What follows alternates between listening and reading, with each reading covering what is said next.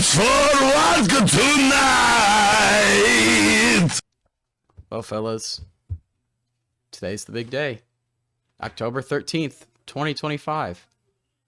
Howdy there, debutantes, femboy thoughts, and astronauts. My card of the day today is the Obsidian Flames Lunatone. Feeling very spiritual today, honestly. In tune with the moon, if you feel me. Isn't it just marvelous up there? Could you imagine exploring it? I wonder what that would be like.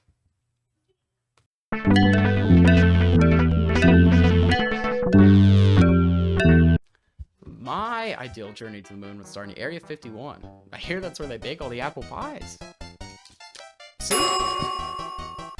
Between you and me, though, I also know they're hiding aliens there, too. And I think I know how they're doing it. There's a teleporter in the middle of Area 51 that leads to a secret base on the moon with the receiving bay that... There's no oxygen in this secret base. Luckily, spacesuits are here at the ready, but I can hardly stay focused on that because just, wow, look at those giant glass windows. It's really something. Sorry, where would I go next? Given the choice, I say outside, and I wonder why I say that. But that's what we're going with. So outside, we can see our beautiful blue planet up there, and to me, it's kind of wild, right? It's fun. Hey, we were just there, and now we're here. Huh, on the moon. That's cool. If we wanted to go further into the moon base, though, there'd be 2 tunnels, I imagine. Tunnel 6 and 11. Tunnel 6 would be on our left here. It'd be all drab and lifeless and barren and very depressing. Sorry. But it's alright because Tunnel 11 would be much of the same. Well, there's fun here because the 2 sections both meet in the middle and lead to the power station. Now, I don't know why a moon base would ever not have power. But in the case, it mysteriously turned off. There's a big switch right there. And then there's another big switch that doesn't seem to do anything. And a giant pyramid over there. Okay, who wrote this? Above this mysterious pointless doohickey here, I'll call the MPD for short. There's a teleporter back to Earth, which, you know what, at this point just sounds ever more logical. But how do we get there? To me, it's simple. Up the stairs, to the right, there's a lab with more of those giant windows. Cool, whatever. But there's more choices here now, that's fun. So we can either go back outside and leave the moon, or we can bounce around in the biodome, a big greenhouse with maybe some green glass? Huh, how quaint. Well, thanks for joining me on my trip to the moon. I hope it was a blast. Kaboom! Okay, no, but for real, Moon is gorgeous. I love the aesthetics of it. The graphics and audio design are just so desolate and hopeless, generally unsettling for a zombies map. The round change music is the perfect encapsulation of this to me because it's just like the original, but the effects make it different and, ooh, spacey, but it works for this map because it goes against the grain of what we're used to, and that's very powerful for what this map represents. Not to mention an audio sense, wave gun, the astronaut, and the radio chatter that it makes, and the hackers, various noises that sound straight out of Lego Batman. It's all very solid sound design. Visually, though, the large gap outside by the rockets makes for a particularly powerful image. The rockets are quite ominous if you don't know what's to come, and seeing the other side of the moon as well as Earth makes you feel the isolation in full force. Griffin Station is just so small and insignificant here. It's just a little thing on the moon. We've been to so many other places, but yet it holds such an impact on the story that we're about to see. If that's not enough, though, then you have the MPD, which just makes even less sense. Why is there a giant pyramid on the moon? What purpose could this serve? It's clear that everything stationed around here is built for this pyramid, so what secrets could it possibly hold? But, of course, to me, nothing compares to the Biodome, especially in the Black Ops 1 version. It's just the peak of the map. The muted greens and the sad glass dome communicate the incoming demise of the Earth seen in the Easter egg in a very good way. Black Ops 3's rendition of the map overall is quite good, if dissimilar to what we see in Black Ops 1, for the most part, but I do not like how the biodome was changed. It being lush is nice and it's cool, but it really goes against what that represented in the original game, and it loses some points for me there. Overall, though, it doesn't matter which version you play, as I find both of them to be standouts of the entire series from a visual and sound perspective. That said, what else is there on the moon?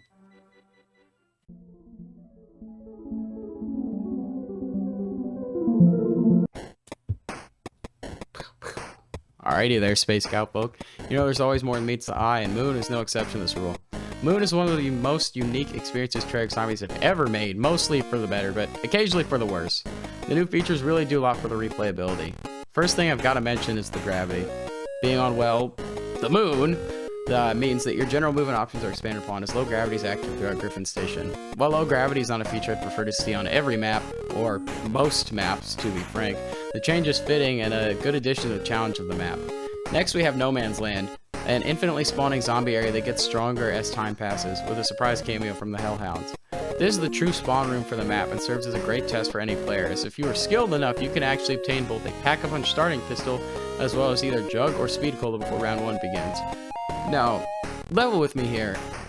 Who's ever choosing Speed Cola in this situation? Being able to start with double your health is quite underrated, and given the tendency to play optimally, many people will reset the game until Jug spawns here. Not that that's really a big deal, but it's something to keep in mind. Nevertheless, No Man's Land being present on the map enables a few branching paths on how you can start a zombies match that even the modern games aiming for this exact goal struggle to achieve. Do you teleport immediately, not wasting your time with resetting your game? Do you stay to gather up points for potentially an early Bowie knife or box hit? Do you stick around even longer for Jug? Or do you no balls risk it for the biscuit? Pack that motherfucking punch. Choices in zombies are a very large part of what makes the game fun all these years later. Even parts of the game that are more optimized, for example high round attempts, can have wildly different strategies and avenues of how they can reach their highest round tonight. Now, I hate to stop in our tracks here, but there are some bad, and I mean awfully bad, ideas on this map. For starters, we have the Astronaut. Akin to George Romero in Call of the Dead, the Astronaut is a lurking, looming threat, hell-bent on showing campers of all sorts what their perk selection would look like if they stayed off the 30. Conceptually, I love the Astronaut, being a menace that hides in the shadows. It's eerie, like a creature located on the moon should be. We're miles and miles away from the planet we know. What are you? That in mind, the implementation of it is not as strong. I'm of the opinion taking away perks from the players is generally not a great punishment. Losing double tap or speed cool is annoying, sure, but losing Jug or one of your quick revives due to a map mechanic as opposed to skill issue is not nearly as fun. The severity of this is heightened by the aforementioned fact that Jug is so out of the way, being based on whatever perk was last seen in No Man's Land. To contrast, there's Ascension. The monkeys on Ascension are a large part of what keeps you from visiting more frequently, but at least there is some counterplay potential, as shooting the monkeys with one of your perks stops the removal of said perk. This, in a way, allows you to prioritize certain perks if you can't defend them all. The Astronaut does not give you such grace. The perks you lose left up to chance, and that's not all. Upon being gotten by the Astronaut, also teleports player and leaves them red screen. Far too much of a punishment for an enemy who's 4 times the normal at any given round, as well as its ability to block off corridors and its immunity to the wonder weapon on the map, the wave gun. It's a really novel concept, don't get me wrong, but the execution is poor. The Astronaut unfortunately puts a damper on the map. But admittedly, that's not the worst thing on the map, and I know many already know. So here goes. The Excavators. I'll be the first to admit, what in the actual fuck is the plan here? I maybe get why they're on the moon in the first place, and sure I can suspend my disbelief in that they're being controlled by Maxis in some way to mess up Richtofen's grand scheme. But why? Just why?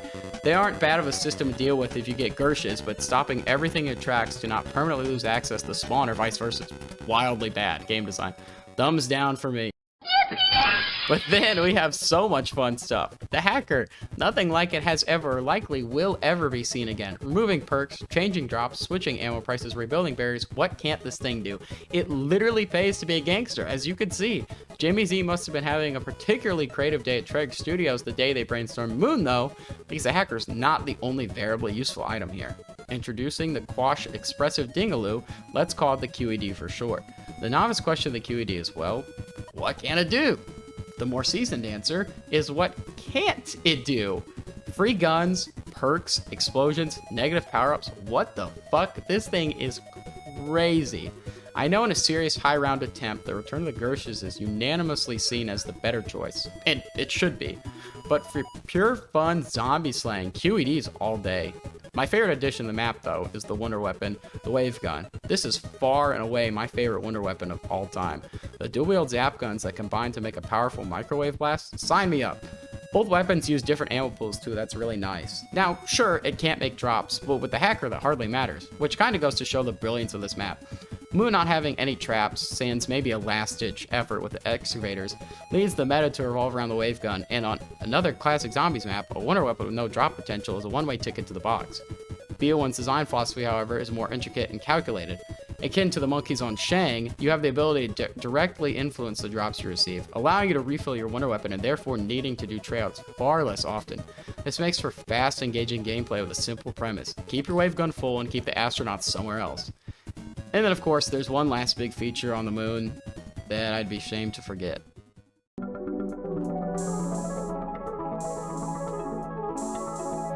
Ow! You kicked me. Many tales have been told about the mystical burrow as he travels through the land. His legacy is surely not forgotten. Located in the far corner of Griffin Station stands the mighty, marvelous, multifunctional, majestic Moon-made Mule Kick, a reality warping perk of such proportion that it actually retcons your old favorite maps to make its presence known. Its rare perk of such impact makes itself known, but to Mule Kick, that is just another Tuesday.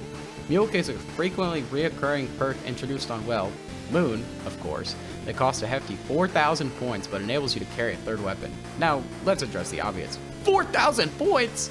That's no small feat. I hear you, but look, a third weapon slot is actually quite helpful. For more casual gameplay, this is a way to carry a wonder weapon and two strong large ammo guns instead of one. And this approach is valid in its own right, but that's not where the perk shines. No, what makes Mule Kick really good is that it lets you carry utility weapons with less cost to yourself. Fast movement weapons, distractions, late game point guns, or revival tools are all great uses for your newfound extra slot. If a map has Mule Kick, which of course we know many do, there's likely a way to incorporate it into your gameplay. Of course. That's what you get when you fall for a horse. I don't know if the public perception of the peculiar perk presents as positive presently, or if the point that the perk proves pointless persists, but in practice the perk is potentially powerful, present, and plentiful. In short, maybe give it another shot if you don't care for it, or feel free to join me in the two other glazers of the perk. Now you've heard me ramble on, but surely a chat session is not the only way to celebrate this glorious day, right? They're having a party right now, actually. I hear it's quite explosive up there. Sadly, I only have my M1911 with me, so I can't join in on the boom, unless of course I...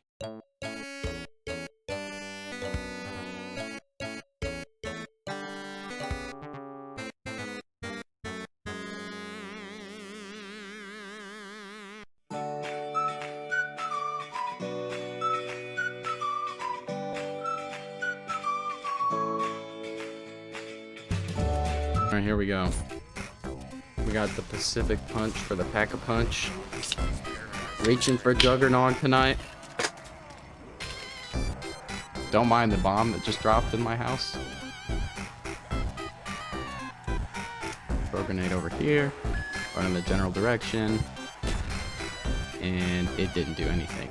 Expectations and whatnot. Great. Expectations even. Did anyone else read that book in middle school? We're really doing this. Charles Dickens.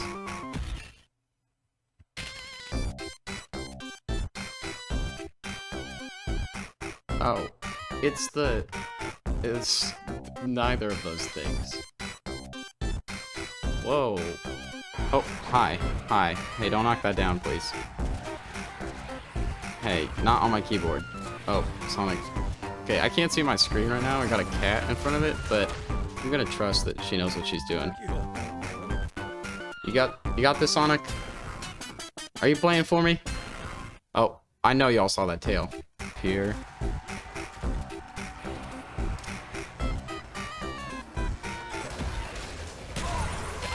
Oh, well, I got the zombies, but I also got myself. So I know you can knife them early on, but exactly why you don't do that.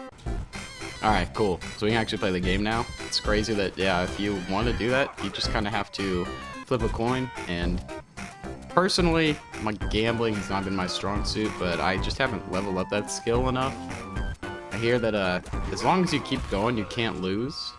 So surely one of these runs is going to be the one. Might even be this one. Guess we'll see. Oh. Well, it wasn't that one. First box it because it's bad. It's crazy how that works. China Link, though, too. Oh god, I gotta pack a bunch for China Link. I didn't even think about that. That thing fucking sucks. But hey, not that it matters, because we got another one in the machine already. That's what I'm talking about. Now I gotta actually go and grab it, or else I lose. Come on, come on. I'm sorry. Nice. Oh, those look pretty cool with the rainbow. I will hold on to these, as pointless as it is, quite literally. Is this even a one-shot knife? On the dogs, I was in the zombies? No. Wow.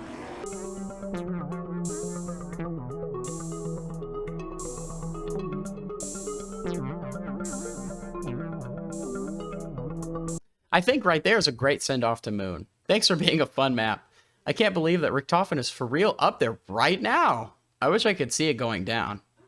Come to think of it though, how does that Easter egg end again?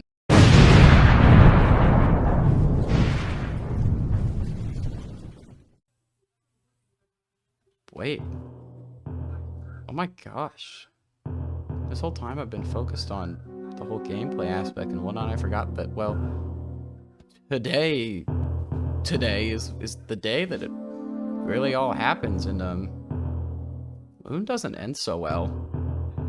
Say your prayers, folks, as today, October 13th, 2025, is the day that it all comes to an end. Maxis doesn't seem to like Richtofen switching bodies with his daughter in order to be in charge of the zombie army via the MPD, so he pulls a prank on him. If she can't control the zombies, Richtofen can't either, and Maxis puts the Earth to rest in the process. Way to go, dipshit. At this point in time, Season 4 won't even air for another good few months, and I'm quite sure it's going to be the best season yet. Thanks, man. Hold your loved ones close, be open-minded, communicate, trust your gut, and have love with everything you do. Above all, be kind, as times like these are the toughest, but also where we see who we really are. Sayonara, fellow losers. It's been a great time.